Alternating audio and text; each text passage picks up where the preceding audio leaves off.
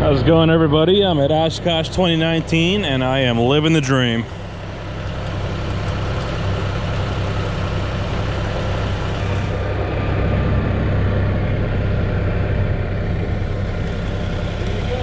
All right, thank you.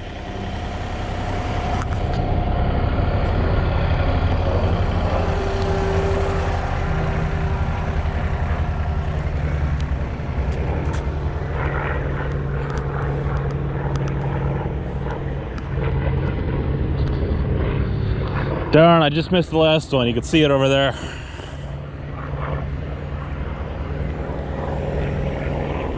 It's gonna be a few minutes. I gotta wait now. Check out some of these liaison planes in the meantime. Young cadets over there.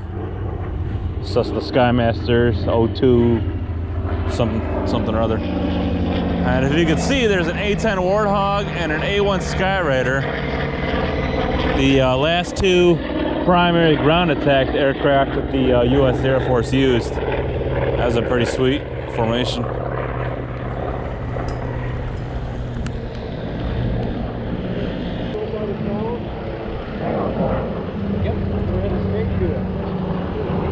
Trying to get the show center, so that'll get me close. All right. Top of the front. Howdy. Alright,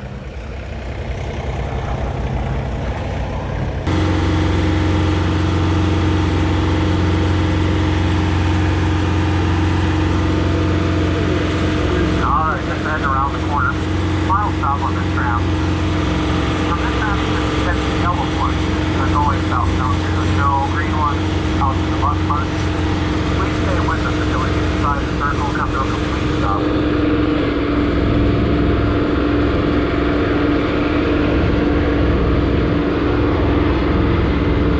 Thanks. Inside the show center.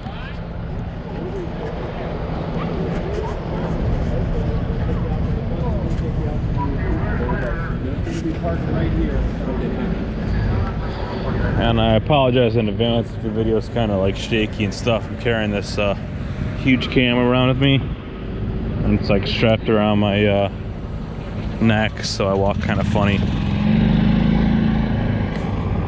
So this isn't exactly my cup of tea, you know. I don't have kids or anything like that, but it's still kind of cool. And people go out and make these things, and as you pedal on one of these things, the propeller turns. So this is a model of the twin Mustang EXP82. It's featured here at this show, and it's even flying. So look at all these pedal planes. Crazy. Pedal it. Oh, those, it's not tied down, so oh, it's not to. Oh, okay, sorry. It's not tied down. Yeah. It would take off. It has to take off. An old Piper Cub, huh? Can you spin the propeller? You can? Oh, Oh yeah, spin it for us.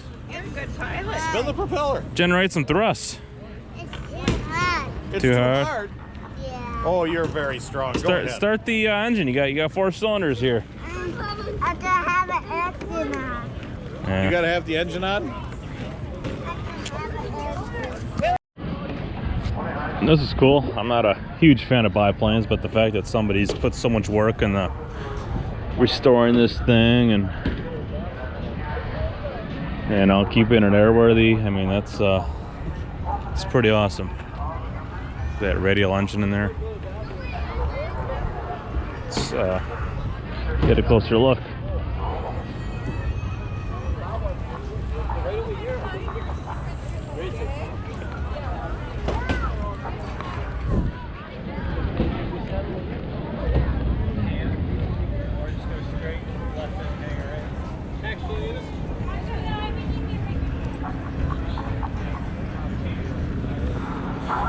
Looks like a British insignia, but also a French flag.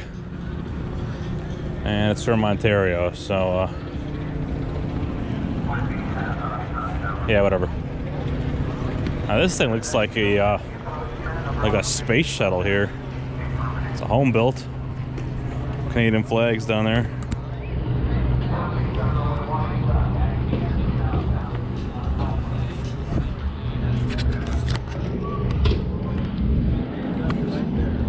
I don't know if you can see, it's kind of glary, but single seat up front and 3 in the back.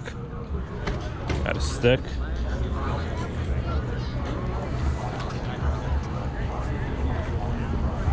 Cool.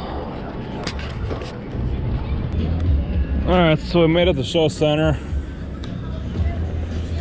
It's a C-130 here.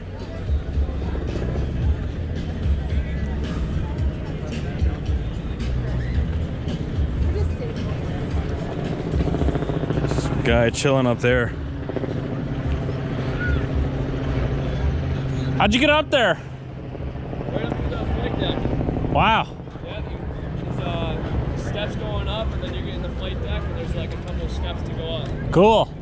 So it's like a crew chief. We have to come up here and do a lot of checks. So Yeah. This is it's nice to watch the show. yeah. So a C-130J? No, this is an H model, an H3. H3, huh? Yeah. Okay. You think it's the J because the props? Yeah. Yeah, that's what most people think. Gotcha. We retrofitted them with those props to help us out when we go down to Antarctica for the Operation Deep Freeze. Oh, okay. We used to use the JATO bottles here. We still kind of do. Yeah. But they don't make them anymore. So. Wait, so what are these things? These like fire extinguisher, bomb-looking things here? Yeah, they're rockets. They have 1,000 pounds of thrust in each one. We have Oh. one on each side. So they help with liftoff? What was that? They help with liftoff? Yeah, we'll when we go down, it's their summertime, our winter. Yeah. So it'll be really sloshy and sticky. Yeah. So we'll use those right at the end when we get up to speed, just to help us get up. Okay. Yeah. It basically adds like another engine. Yeah, I bet. Okay, I saw them. I didn't know what they were, so Yeah. cool. Yeah. Thank you.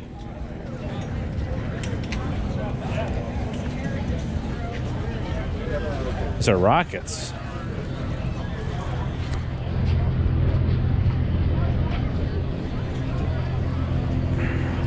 Cool.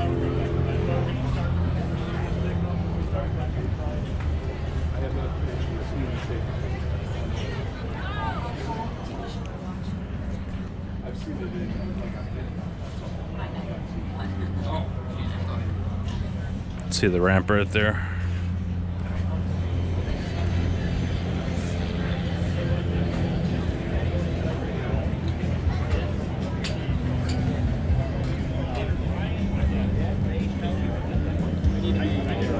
Hey, pretty good.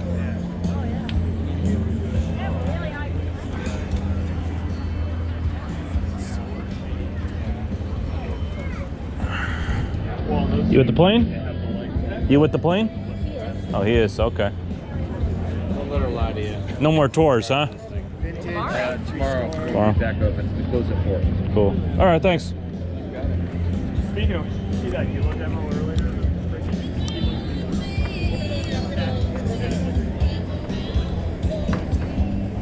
Oh, I'm sorry. Looks like a trainer right here.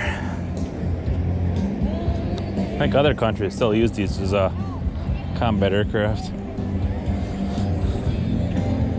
Just kind of private jet here. It's cool. It's got the engines on the side, the top side of the fuselage like that. It looks like an A-10 Warthog, sort of. Just missing the gun.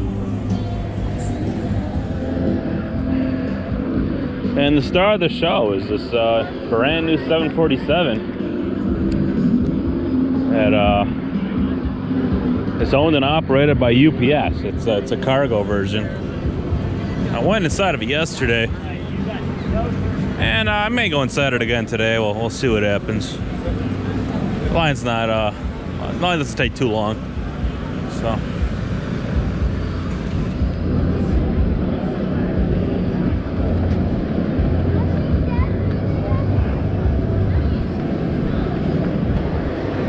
Weird seeing the nose open up like that.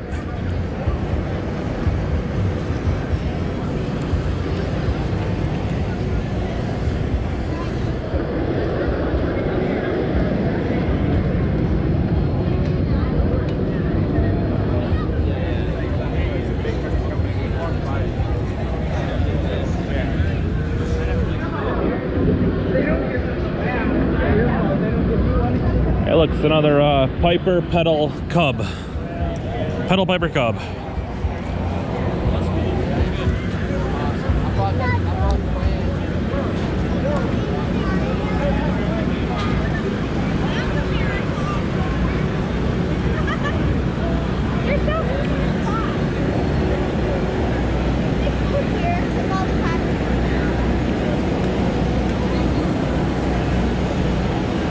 Hey, so do you allow people to go up to the flight deck then? Supposedly there's a list.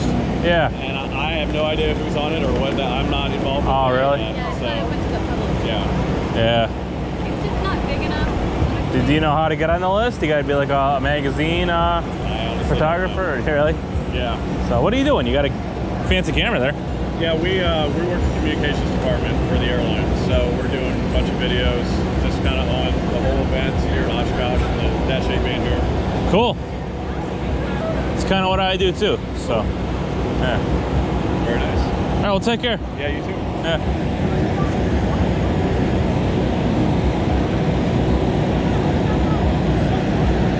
Check out these giant turbo fans, carbon fiber blades, generator to keep the aircraft running when it's not on.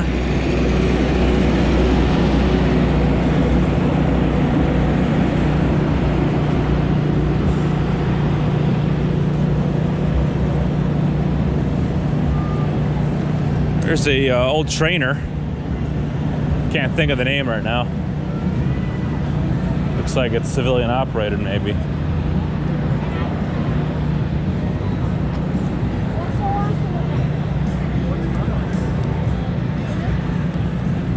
Oh man, we got a KC-135 here. Or no, a KC-46A, sorry. It's a refueling plane, if you don't know what that means. Air-to-air refueling.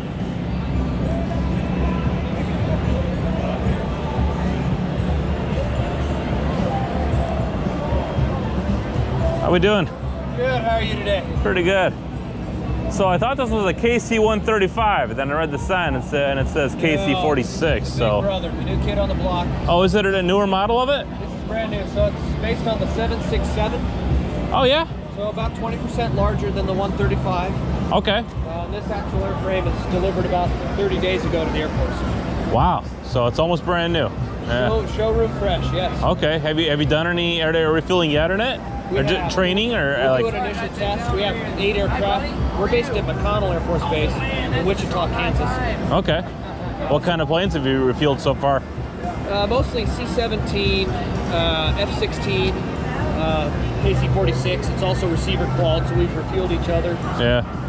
And then we're just about to start F-18 with our centerline drogue system back there. It's Oh yeah. 110. So you'll do Air Force and Navy planes, Absolutely. huh? Wow. Okay. And then hopefully by September we're going to start folding in B-52, Man. other 135 variants, F-15. Yeah. So it's a pretty rapid schedule. That's just crazy to think you're going to be refueling planes that are even bigger than yours, you know? Yeah. I always think of refueling just jets. I never thought of refueling cargo and bombers. Yeah, So absolutely. yeah. You ever hear of Operation Black Buck? No, I haven't. During the Falklands War, Okay. the British bombed I guess a base in Argentina, Yeah. and they used like 15 of their Valkyrie bombers, I think, Yeah, okay. to do refueling. So it was Yeah. like 15 of them went, and then half of them refueled the other half. So 7 of them left, and then they just keep refueling each other until there was one that finally dropped the payload in Argentina and was able to get back. So yeah. Yeah. That's a neat thing about air refueling. I mean, we've got a fairly good range on this thing, so we can go halfway out the Pacific and wait for someone, Really? top him up on his way, and he'll keep going and go back into somewhere else. Yeah. It's just amazing how long you can keep an airplane in the air if you just keep feeding it gas. Yeah. If you're not passing gas, then the whole military kind of just, you know, the Air Force just kind of stops. Yeah. You know. Yeah, So. it runs on gas. Yeah. Cool. Thanks for being here. Thanks for serving, man. Pleasure. Nice to meet you. You too.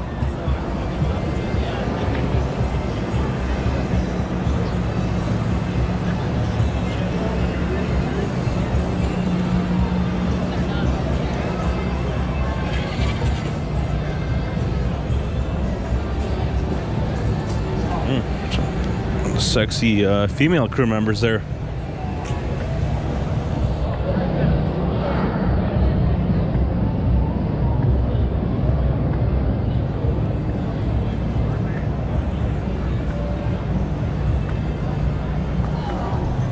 There's the boom.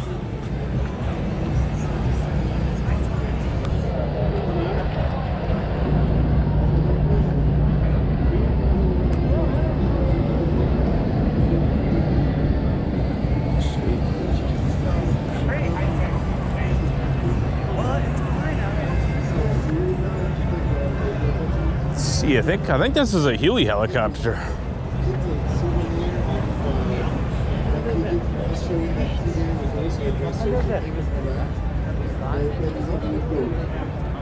Is this a Huey? It is, yeah. Vietnam. Okay, cool. And are you guys still operating this? You can touch it. It's a replica of it. I'm 60 here.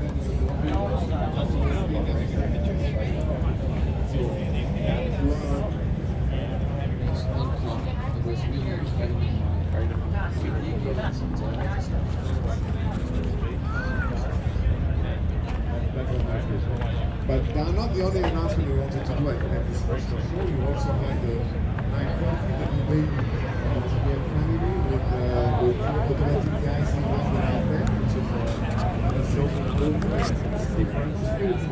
I'm not going to Got ourselves a gunner right here. Pull the trigger, man. Also another baby in the family, which is the project. Yeah. Like all the projects are You can't. join us so that people see you. So, are you guys still operating this this helicopter? Yep. What year was this airframe built? 69. Holy smokes. That's crazy. I mean, what do you? I used it for ground fire support or no? We use it for nuclear support. Nuclear support. What does that mean? The nuke fields in Minot, Maelstrom, and FE1. We just patrol those and make sure everything's going like it's supposed to. Okay. Well, what's your role in the aircraft? You a gunner? Man. I feel like I went on a time machine in 30 years back or something, you know. It's like Vietnam stuff here. Yeah. Cool.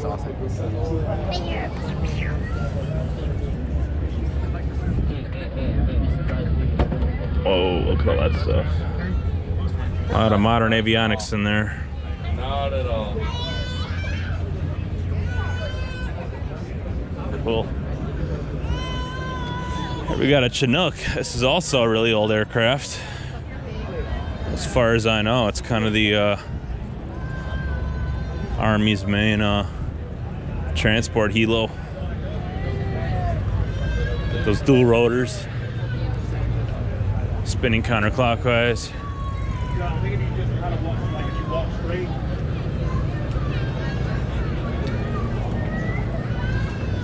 So is this a depleted uranium round here?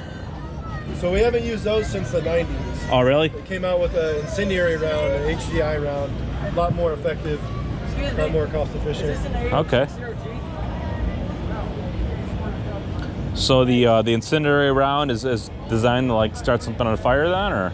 Essentially, so it's basically a grenade. So like the Yeah. top part will be armor piercing, it'll go through the tank. Okay. And then the rest of it will explode while it's inside of the tank. Interesting. Okay. How much armor can this penetrate through? Enough. Yeah. Depends. So that's just one round. We also have armor piercing rounds where the whole thing is armor piercing. So, I mean, honestly, I don't know. 6 inches at least minimum. Yeah. And it'll go through. So. Okay. And how many rounds does an A-10 carry? 1150.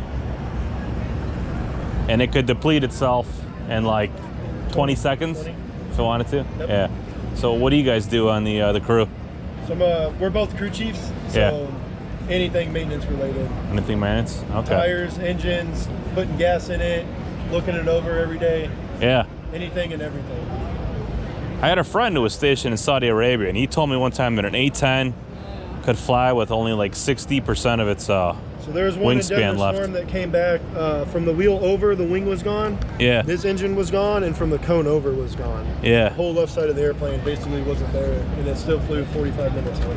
So even though it's a flying tank, it can still fly with you know, minimal surface. Cool. Well, I'm glad to hear that the A-10 is still going to be in service till at least 2030. Yep, sir. Because for a while I heard they were trying to, you know, replace it with the F-35. They can't do what we do, so. Yeah, the F-35 could do a lot of things, but it can't do what the A-10 does. Absolutely. You know, so yeah. All right, cool. Thanks for serving, guys. Yeah, Thanks for chatting with me. you. Yeah. Looks like there's a machine gun that mounts in this Chinook right here. Maybe Gatling gun or something.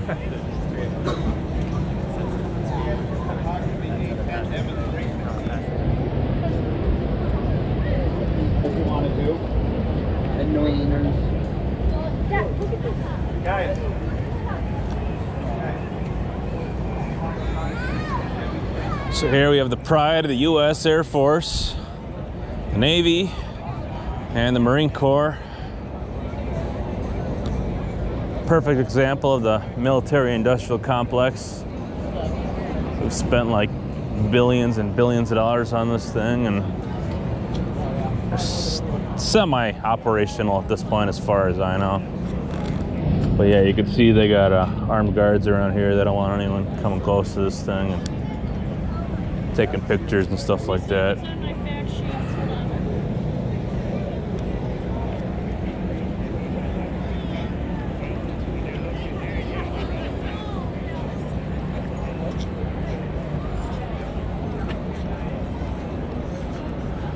It's an awesome plane, and I think it'll do a great job replacing the F-16 and the F-18s and the Harrier.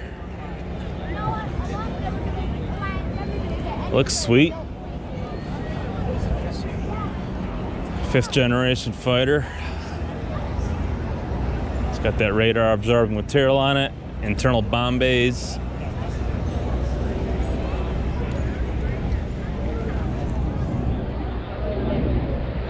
I've always been kind of bothered by the fact that it's only got a single engine in the back, you know, especially on a Navy carrier. One engine gets shot up, and you know, what do? You can't just coast and land in a field, you know, but whatever.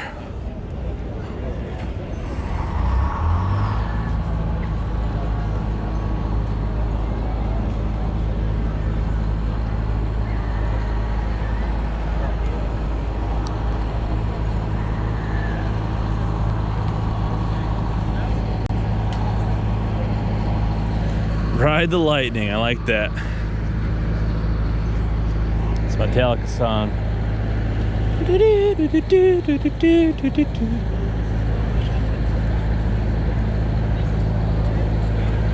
It's another guard holding an M16.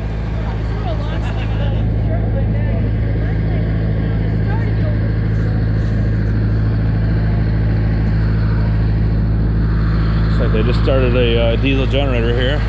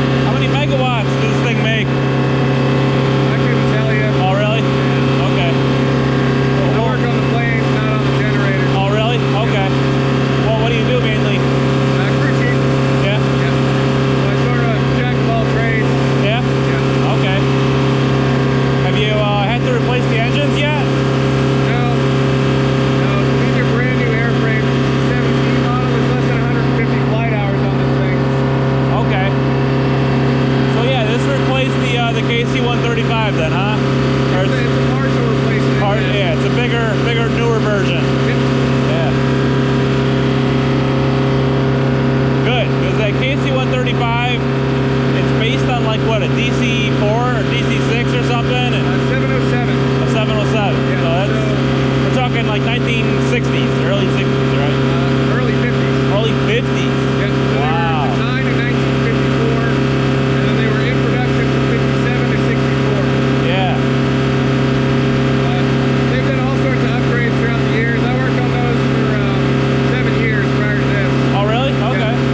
So basically the government, just like the commercial airlines, saw the Dash 80 and they said, we want that, slap a boom on it so we can do refueling. Yeah, okay. Do you know if the boom mechanism has changed at all back there? Significantly. Yeah? Yeah, so it's a third generation boom, second generation fly-by-wire. The first one was the KC-10. Yeah. And to keep the type rating for the 767-2C that this is based off of, they couldn't cut a hole in the back for a window. Okay. And put a pod down there, and then modify the pressure bulkhead and everything else. So, the boom is all digital fly-by-wire, and they control it from just behind where the door is at. Yeah. So there's not like a couple of guys laying in the back anymore, Nope. trying with a joystick, trying to, yeah. All right. They sit in a pilot seat just behind the flight deck. Yeah. They face aft, and they look at they use 3D glasses, Uh-huh. cameras, and sensors, and they look at a computer screen and fly it that way. Okay. So are you on the plane when they're doing the refueling, or are you on the ground mostly? I'm on the ground mostly. Okay. I haven't been on one yet while they were actively doing aerial refueling. All right, there goes the doors, yeah. Is that just cargo storage for the most part? So we don't actually put any cargo in there because there's no hard points for us to connect anything to tie it down. Yeah. All the cargo's upstairs. Okay. So what is that room for then? It's just a maintenance access. Oh, okay. Keep that type rating, we have to keep the 6 doors. So cargo doors, 2 lower loads, 4 entry doors. Yeah. Cool. The cargo doors shut. What else are they gonna close?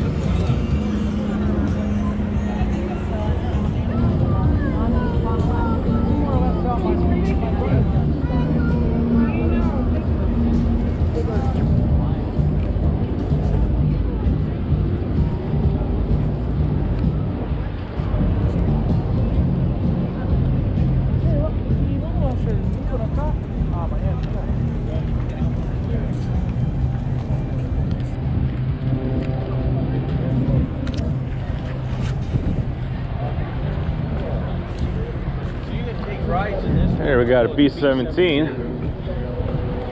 In my opinion, one of the most iconic aircraft of World War II. Dropped thousands of tons, if not millions, on Italy and Germany and all the other Axis countries, Axis-controlled countries during World War II.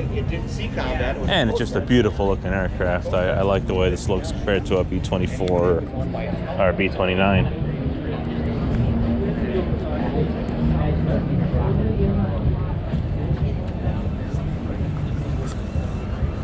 There's an Apache helicopter. I talked to the crew a few days ago on this plane and I made a video about it, so I'm going to leave a link up top here. if you want to see more about the Apache.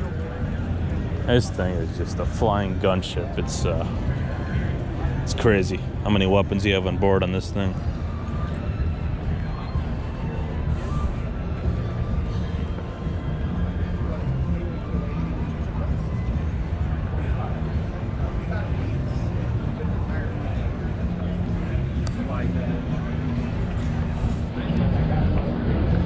Just take a look. $450 gets you a ride on this thing. It's a lot of money, but someday I'll get around to doing something like this, especially if I could bring my camera on board and get some sweet footage.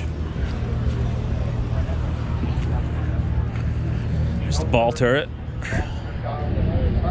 and I'm gonna attempt to climb inside of it right now. You can watch me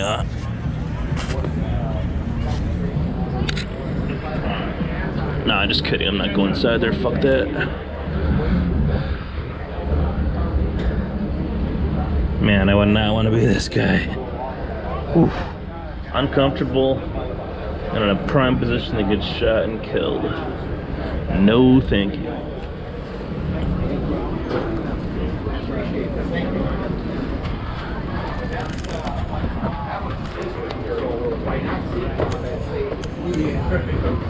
Okay, now we're in the bomb bay. Oh, really?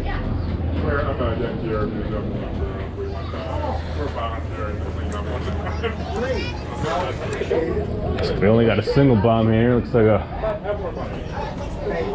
250 pounder or something. Not a really big one. I don't know what the payload of the B-17 was. I think it was around 10,000 pounds. And I think the B-29 was 20.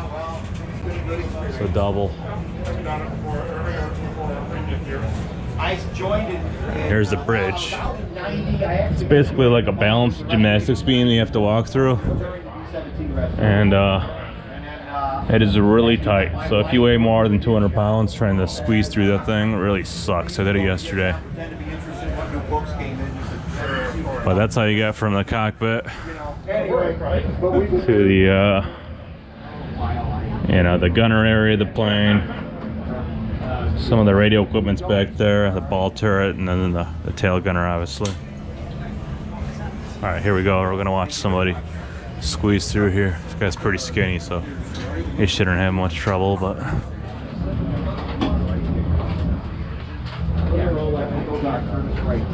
another guy. This guy's a little bigger.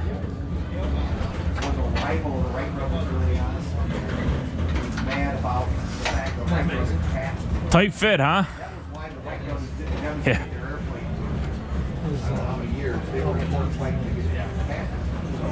They had discovered that, in fact, they first actually publicly displayed it. Couple turrets in the front, probably activated by the bombardier. And I'm not sure if that's a mechanical computer right now, but it's a bomb site. The B-29s had some kind of sophisticated computer that would tell you when you need to drop the bomb to, you know, reach the target. Ooh, there goes a commercial airliner, 737 or something like that. Let's go take a look at the tail gun. Huh. Ever notice these intakes here? Probably for the radiators, or no, they don't have radiators. It's air-cooled engines. Well, maybe oil coolers or something like that. Maybe fresh air intakes. Who knows? Little doohickey here. Yeah, that's how the turret gunner's set in that dangerous location there. Wow. The R2-D2.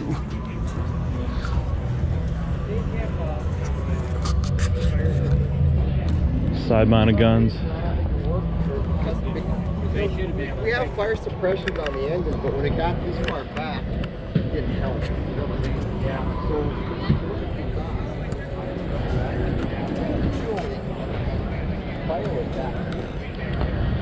And the tail gunner position.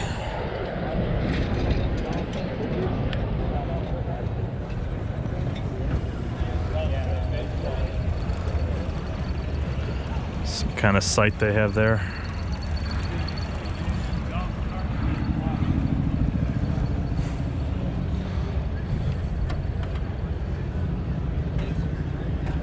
Cool stuff.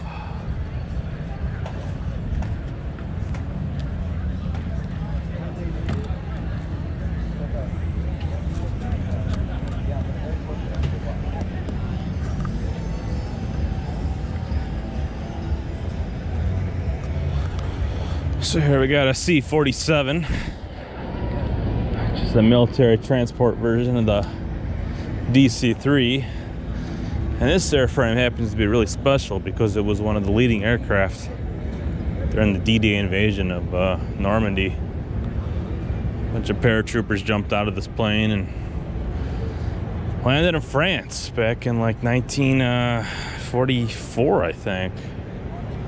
And they went on their way to crush the Germans and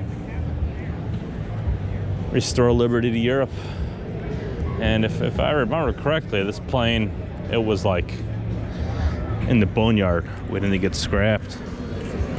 And it was not too far away from Oshkosh, Wisconsin here. And then somebody ran the numbers, the one I call it the VIN, but you know, whatever. And they found out the historical significance of this plane and decided to restore it to its original condition. I've gone in a few DC-3s. I'll post the links up on the top right here if you're interested in seeing what they look like. One in particular is a AC-47 Spooky gunship, and that's basically a DC-3 like this that's been converted. It's got a couple miniguns sticking out the side of it, and it was used in Vietnam to do ground air support and crush the enemy. It's crazy.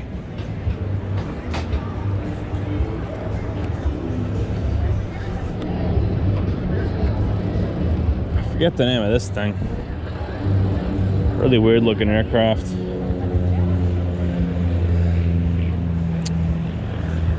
Echo is a reconnaissance plane,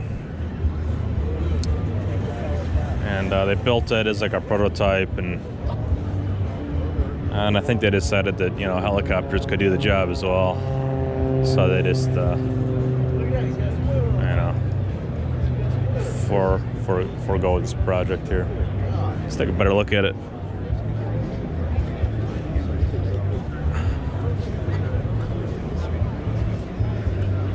And I believe this guy won the award for like the best warbird here last year in 2018. Yeah, there's the trophy right there.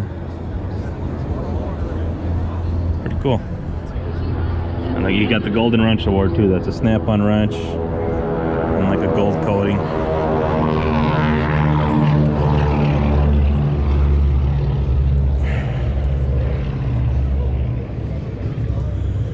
Alright, we just missed something. Some kind of twin engine plane with radials on it.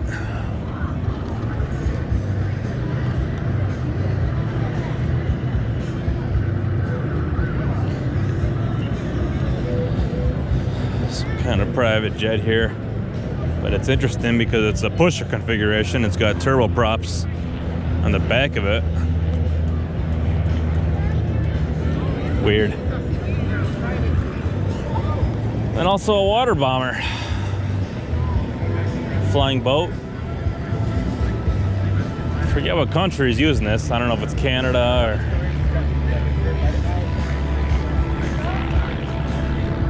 it's Canada Air back there, the tail.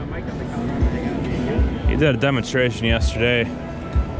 Went to Lake Winnebago, got some water, and then dumped it on our airfield here. It was pretty cool, actually. I think I may have got a portion of it on video. Let's see my other videos.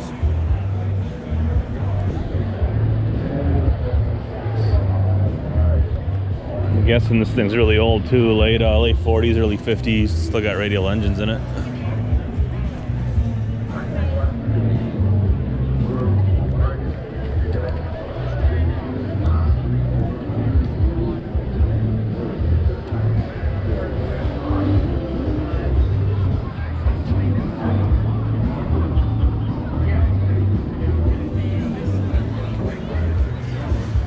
Cool, this plane could pretty much go anywhere. It could land on water, land on an airstrip.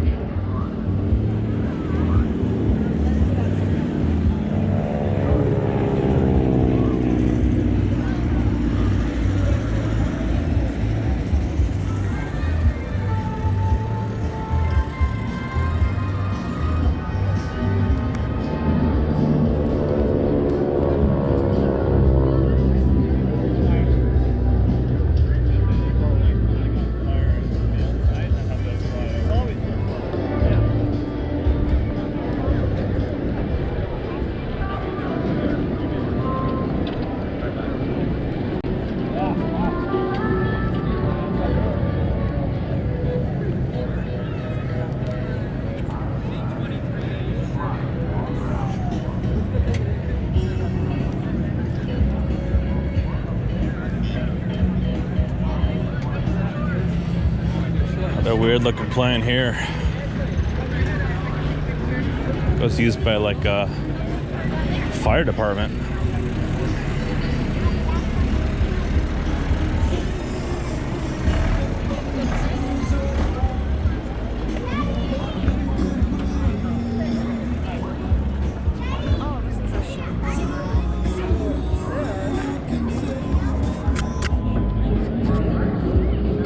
Yeah, it's cargo.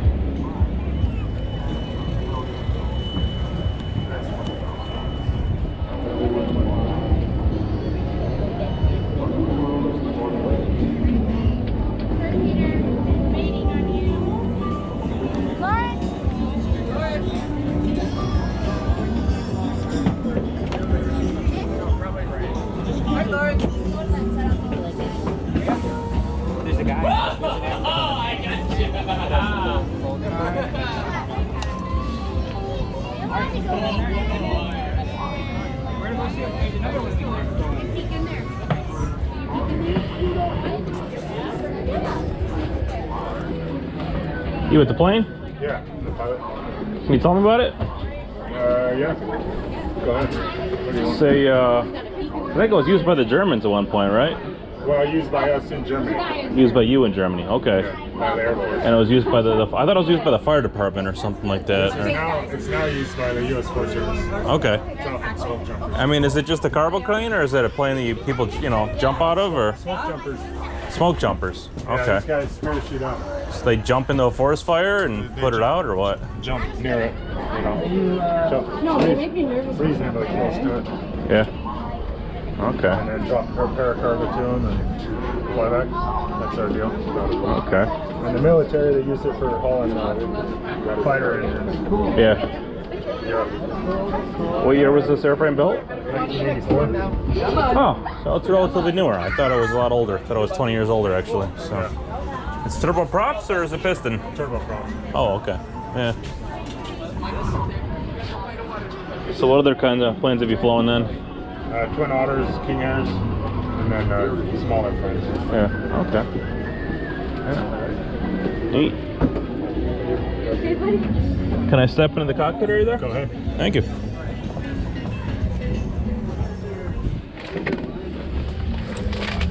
Oh.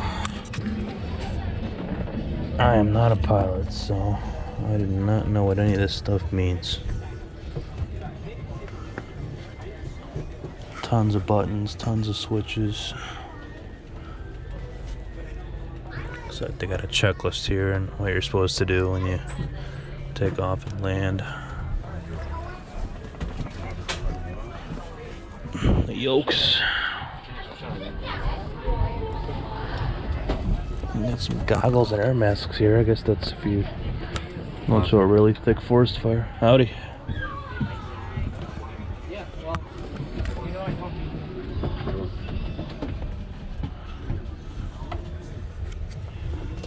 Very interesting.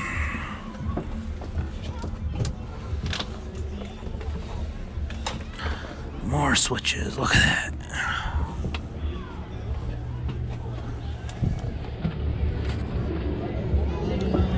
So many buttons in there, it gave me an anxiety attack, man. Yeah. You gotta get familiar. Yeah, okay.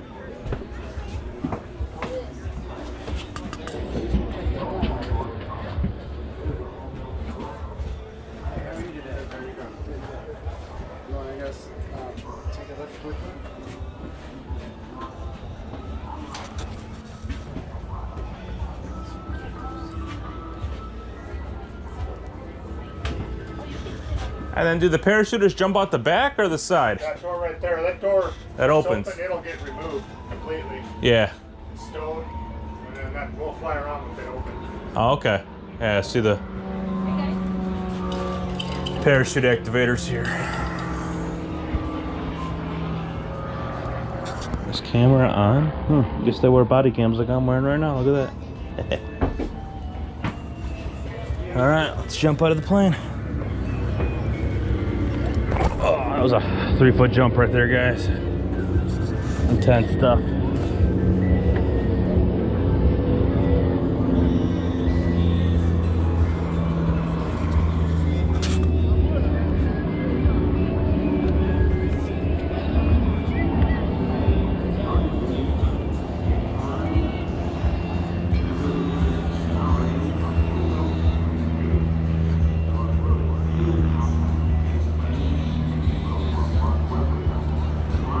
Uh-oh, crash.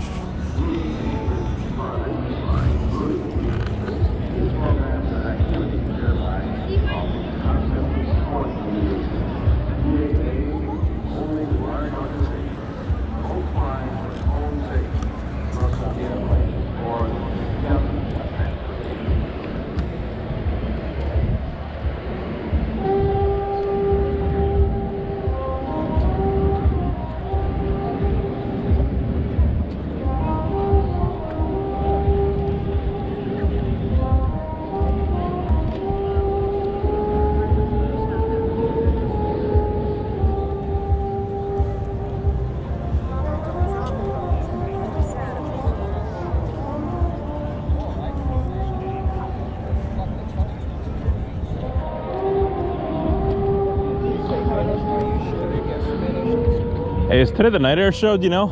Yeah, tonight's the air show. Okay. Yep. Thanks. Not sure. But 8. All right.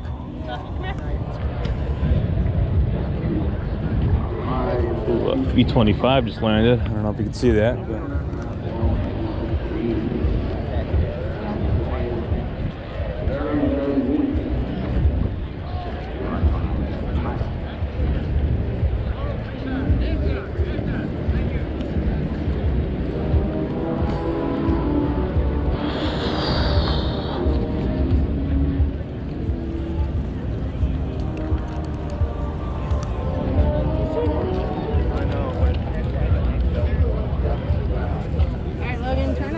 With the pearl?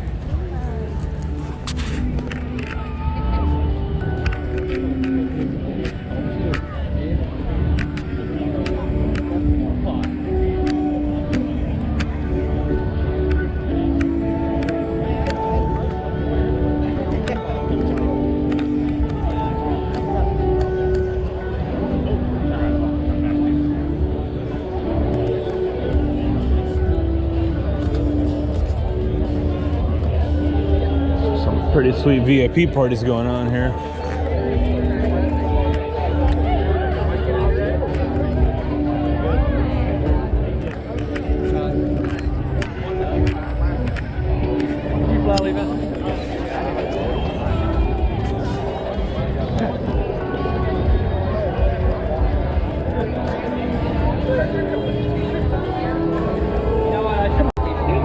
Are we here to support the brand, or are we just here for the free shit?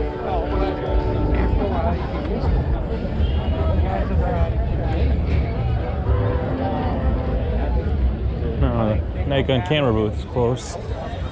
What a shame.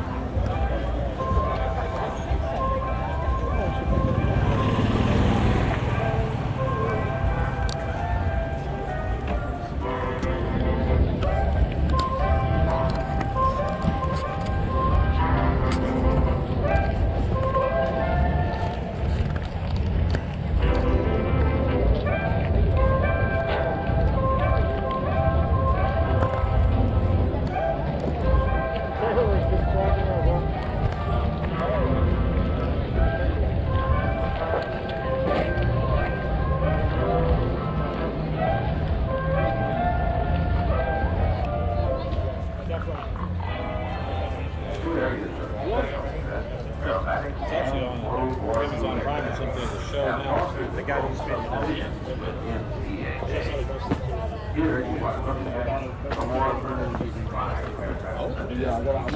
They have a lot of flight simulators. Hey, buddy. What's up? You got a GoPro? Yep. So I don't got much battery left. I've never seen this plane. It's kind of weird looking with those like struts that connect the fuselage to the wings.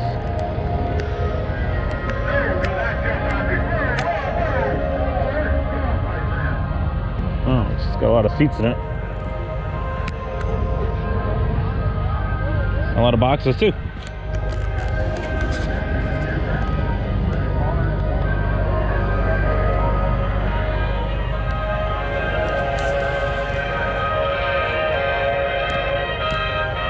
Bunch of DC-3s just hanging out here.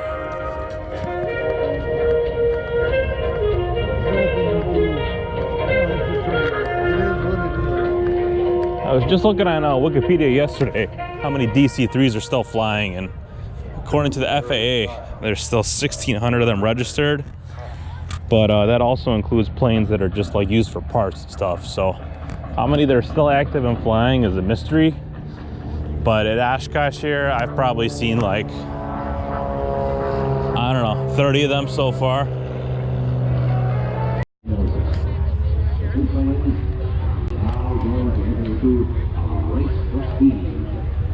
So here's a DC-3 that was used by the British. The British called them Dakotas, and I don't know if this was a military one that's been converted or if it was built as a civilian one.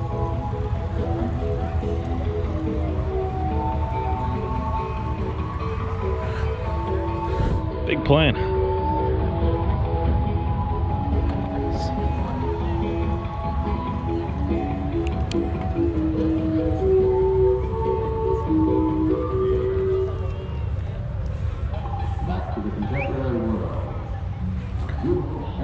Another big tail dragger.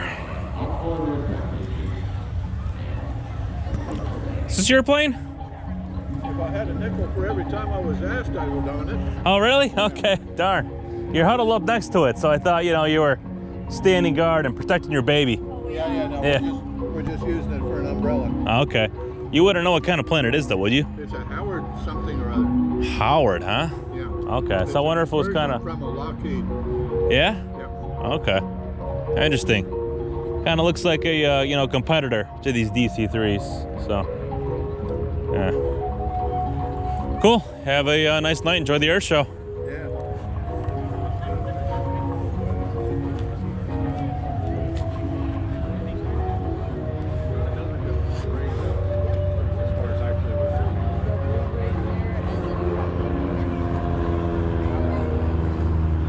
It's a really skinny fuselage compared to a DC-3. Really long snout too. Must be more aerodynamic. Old Piper. I don't think it's a Cub.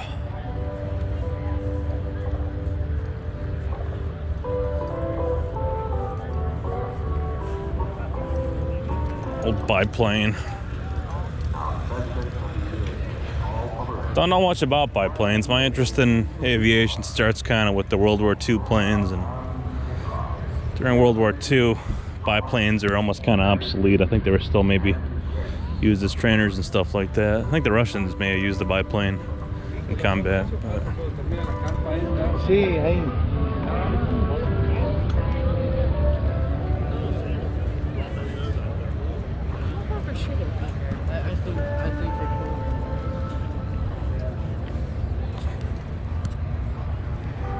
Kind of British biplane. I think this is a Staggerwing, but I'm not really sure. Royal Navy.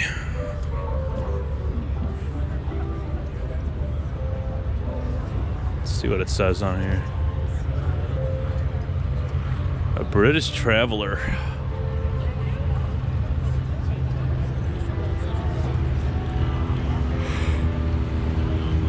Huh.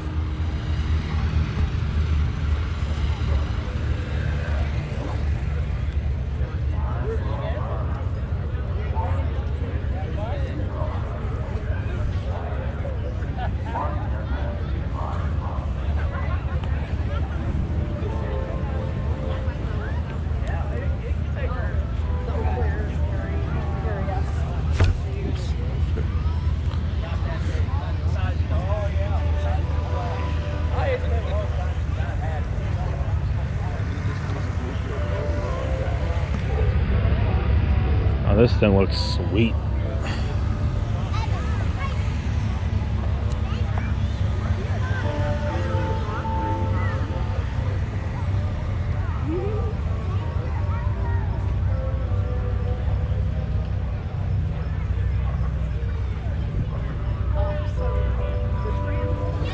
Looks pretty cozy in there. It is. Looks like some plush leather. It even smells like the new car smell from here. Wow. For 100 years old or whatever this thing is. Dang, I'm jealous.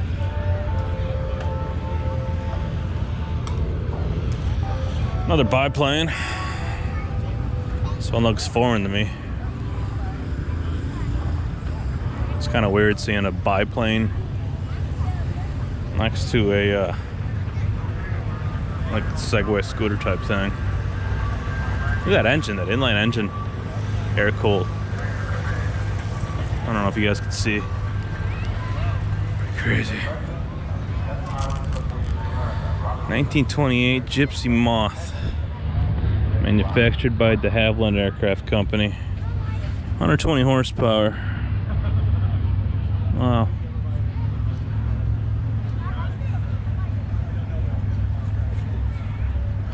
Just snap a pic with my iPhone of this because I think that's funny.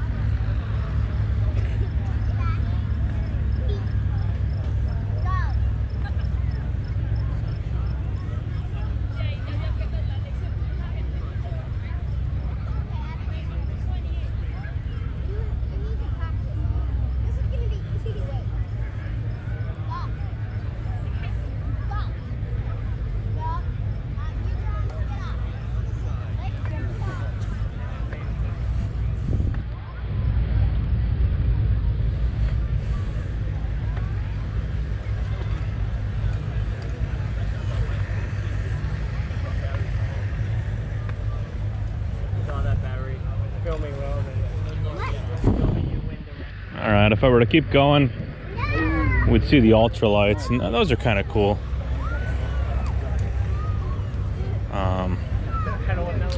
Fortunately, I gotta head back to my camp and produce some more of my videos.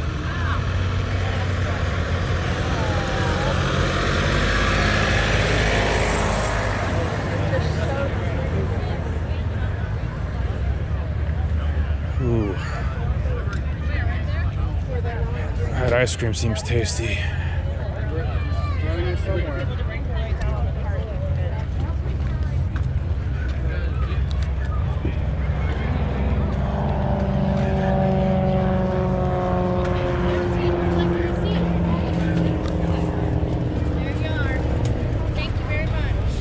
You guys take card? Sure do. Right. Thank you. I got an M&M cookie sandwich. Do you want chocolate or vanilla? Vanilla. Vanilla? Yeah. $3.50. All right. No volunteer discount, huh? No, I wish.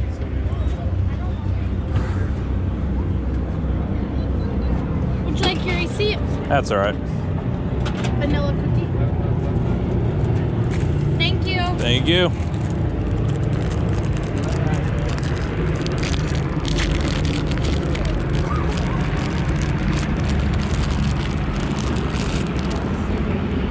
Oh. Well worth it.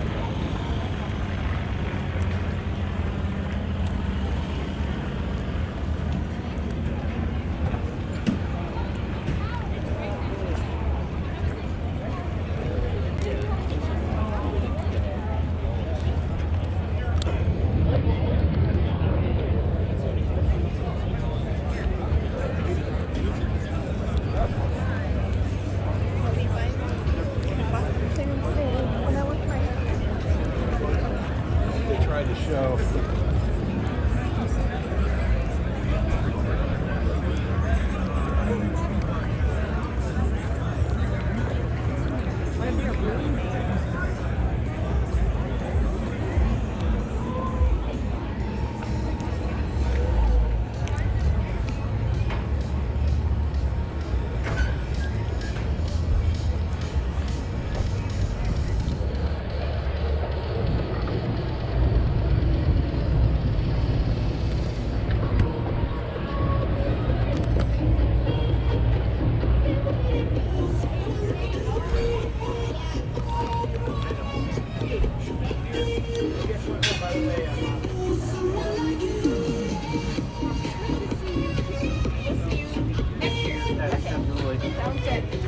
Howdy. What are you up to? I was just hoping to get some pictures of that jet airplane over there. Or that jet truck, I meant. Well, you might want to go around the other side unless you have credentials for in here. Let me see your back. Yeah, it's not a numbered. No? Okay. No, I'm just with the warbirds, actually, so there's my tag here. Go around, walk around. Yeah. Okay. Okay. That'd be great. Thanks. All right, sounds good.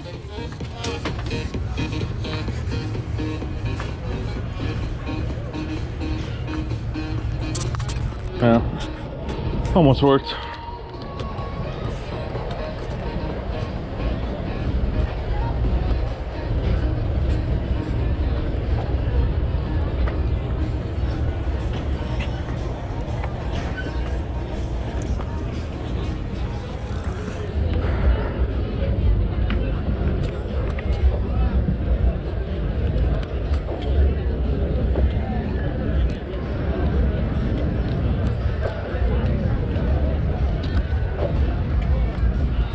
Look at that, B-17 coming in right now. Snap some pictures of that thing.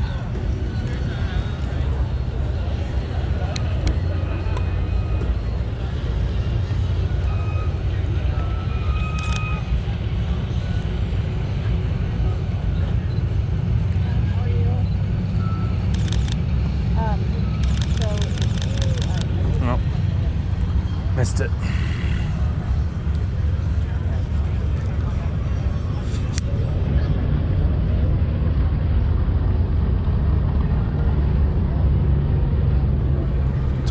Though.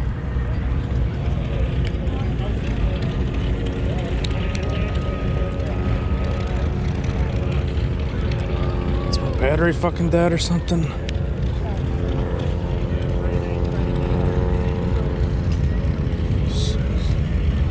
Can't see shit though.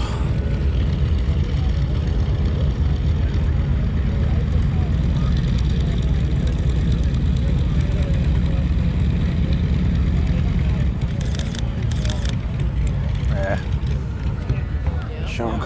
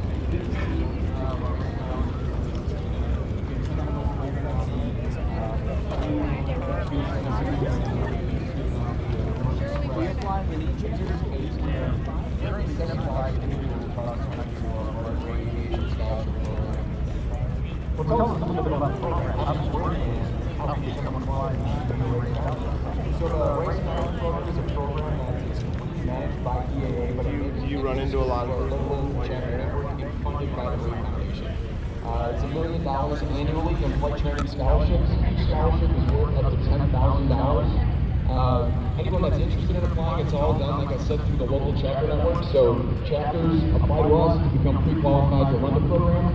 Once they're qualified, they go ahead and find a deserving individual at their local chapter and nominate them for the program. Excellent, and we are also very pleased to have with us three representatives from the Ray Foundation, Chuck Ahern, Ted Russo, and Jeff Tempest. They are our directors with the Ray Foundation. They've been greeting some of our scholars along with Rick Larson from the EIA staff. Yeah, one of the really unique things and cool things about this flight is the Ray Foundation, who's funding this program, was founded by James C. Ray, who I'm sure many of us know as he's been a huge supporter of not only EAA, but many other youth aviation programs around the country. And James Ray was actually a B-17 bomber pilot in World War II, so the fact that we got 10 of these scholars on board a B-17 really helps bring that program full circle and let them get a taste of what you know, the man who is helping them live out their dreams experience back in the war. That's right, and one of his first very large donations to EIA was to help put the Air Academy Lodge together. And if you've seen that behind Pioneer Airport, behind the museum, you know it's a gorgeous facility. It was built specifically for the Air Academy and to encourage youth in aviation. And that was very much a passion for Mr. Ray.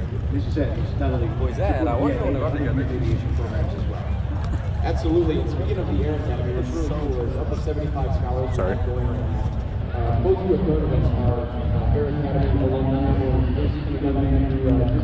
So there's the jet truck I was talking about earlier.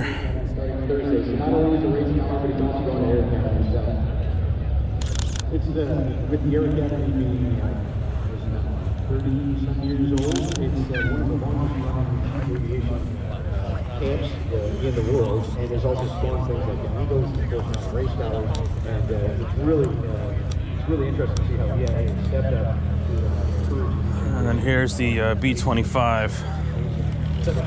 It's actually owned by the museum. Yeah, it's great to see the scholars. Not sure if they're taking people for rides or what, but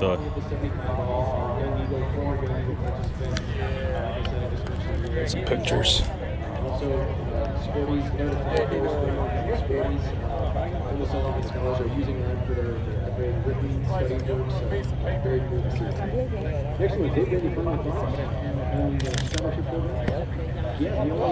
It's kind of funny because there's a picture of Adolf Hitler on there with a crosshair. Probably can't see it from here, but I'll take a picture of it. The rest of them have the opportunity to might be able to answer the explore the passion that these young adults are displaying. We've had 40 of the 75 artists complete their first goal.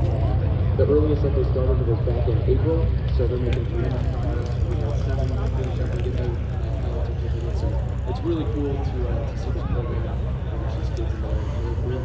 All right, excellent. David Lighting from the EIA staff is in charge of the Ray Scholars.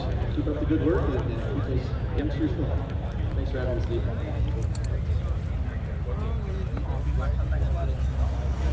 A lot of people to see the night air show here tonight.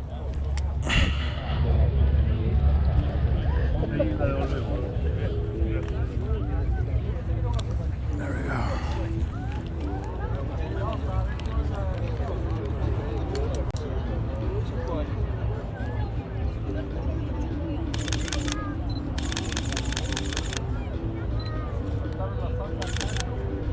Sí.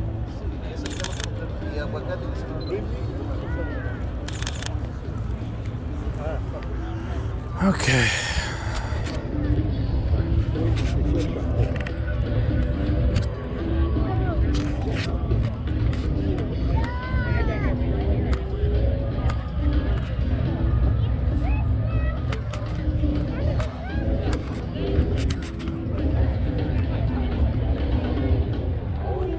Let's head to one of those towers.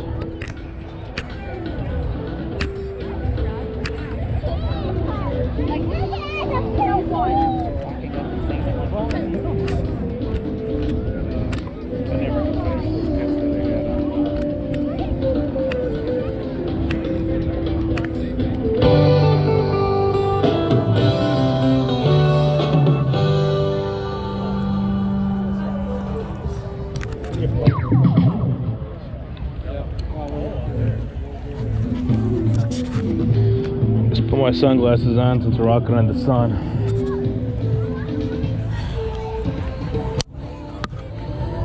See if on the camera they help out.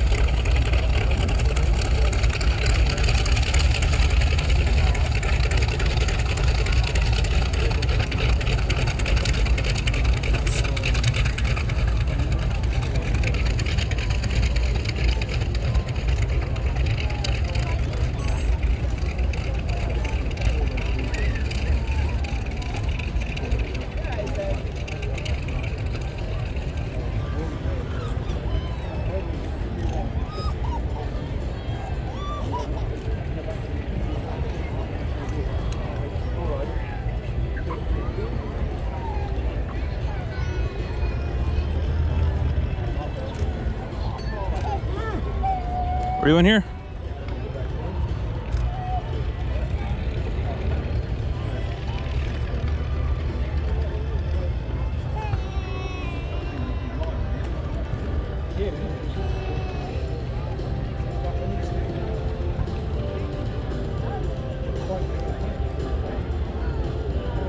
They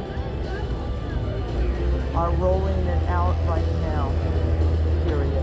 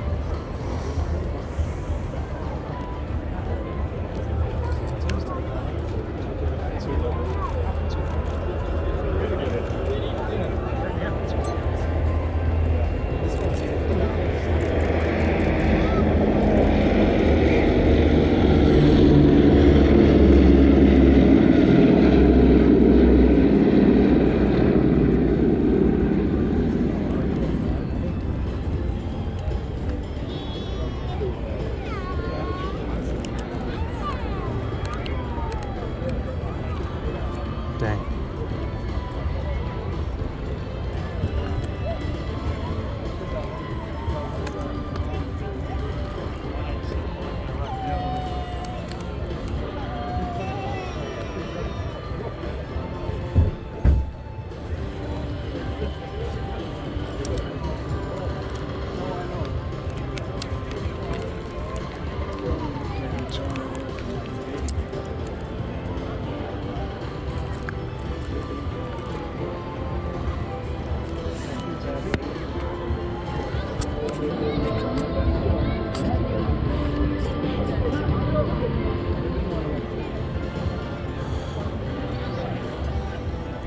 At the 150 to 600? Yeah, that's it.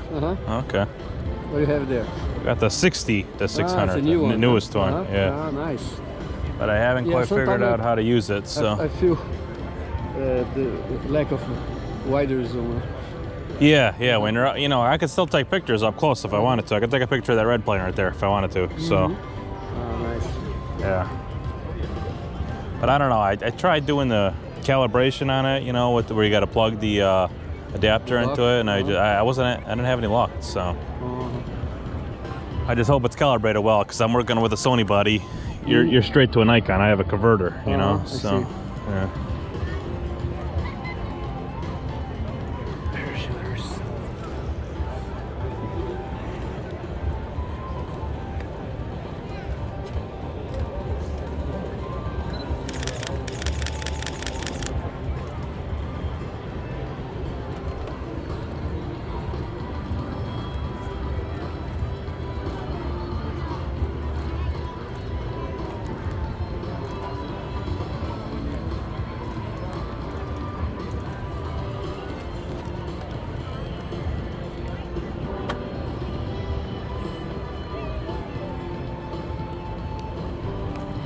Where are you from? From Brazil. Brazil, okay. You speak Portuguese? Ah, just a couple hours away, Illinois.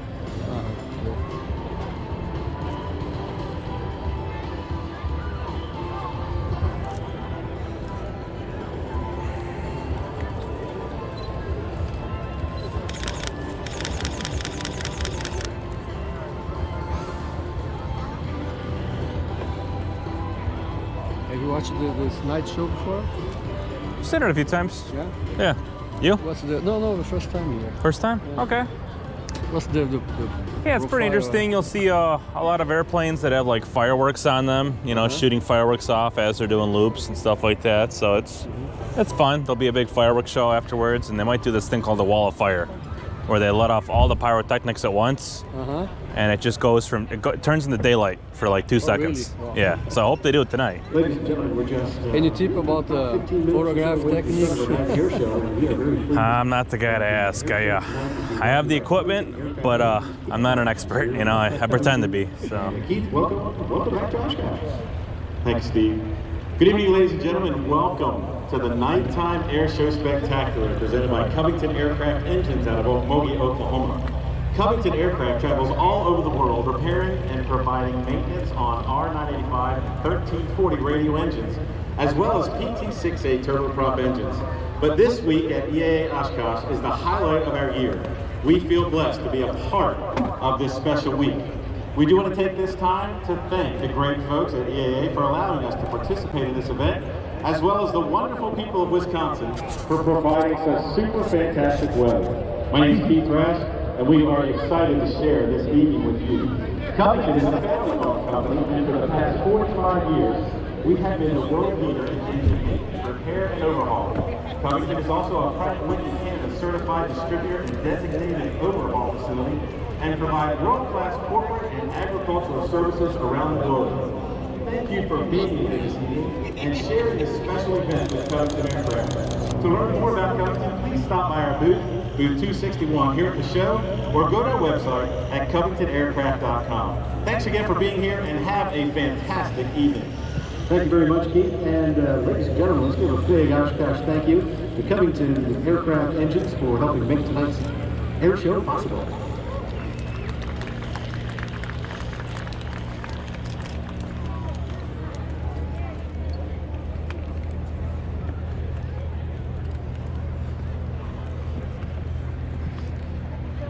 Smacked me for For those of you who have sort of a view of the time show out. center, the Fireworks taxiway launched that from goes there out or runway there.